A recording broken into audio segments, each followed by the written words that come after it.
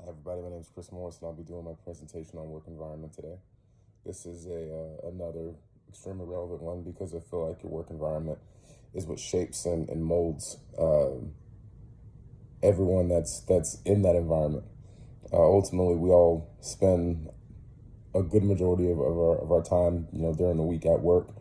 So this is the environment that kind of has some of the biggest influence on you, and we don't really think about it like that. But there's some people who say, like, I see my coworkers more than I see my family, and for some people that's true. And you have to think about what kind of environment are you in that's impacting you and shaping the way you think and the way you analyze and the way you troubleshoot and all these different things. And the book outlines, the book says that a positive work environment, so it's ultimately what you want is a positive work environment, is an environment in which satisfied employees achieve organizational goals with less turnover and absenteeism.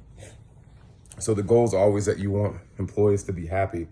You want them to achieve their goals and you don't want them to miss work.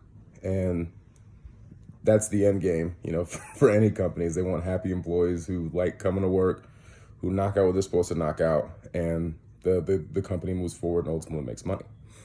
A big part of that is the corporate culture. It's what the company believes in, or it's what its core values are. Do the employees line up with that?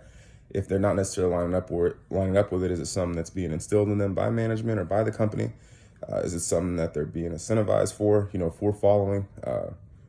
These are all things that kind of come into account. Where I work, we do something where we incentivize attaboys, and we call them attaboys. I know maybe some of you haven't heard that phrase before, that saying, but most people have. And it's where you do something, it's like, hey, attaboy, good job, or a pat on the back. But they incentivize, doing things that line up with the company's core values. Whether it's they put actual money in your wellness account, or they give you extra paid time off, or they give you coupons, or not coupons, but gift cards or gift certificates, to your favorite food place, or to Best Buy, because we work in tech, so everybody loves going to Best Buy. I have to go there at least once a week for something. Different things like that. Different creative ways of helping your employees be positive. And also, the actual environment itself plays a big role in it. The physical setting of your work environment.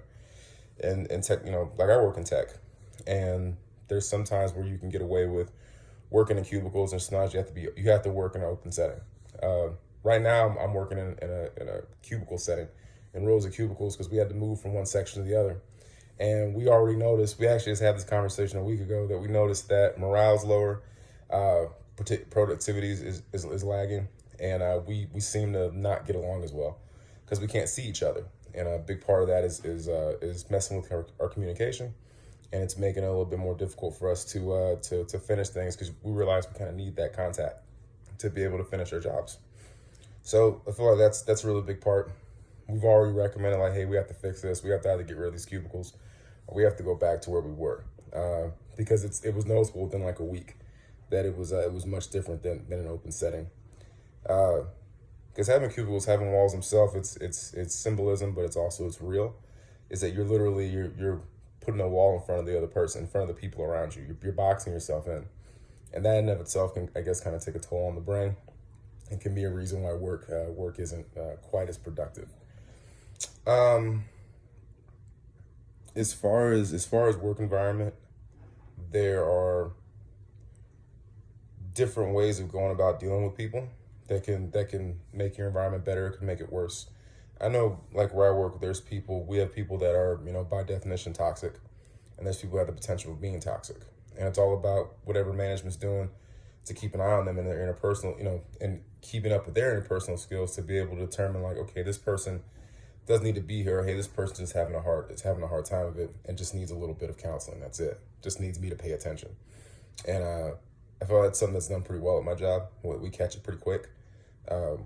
We had a guy working with us who was going through some personal things, some family issues, and it was impacting his work. And our supervisor ended up, catching it early and was like, "Hey, what's going on?" And ended up really helping the guy out.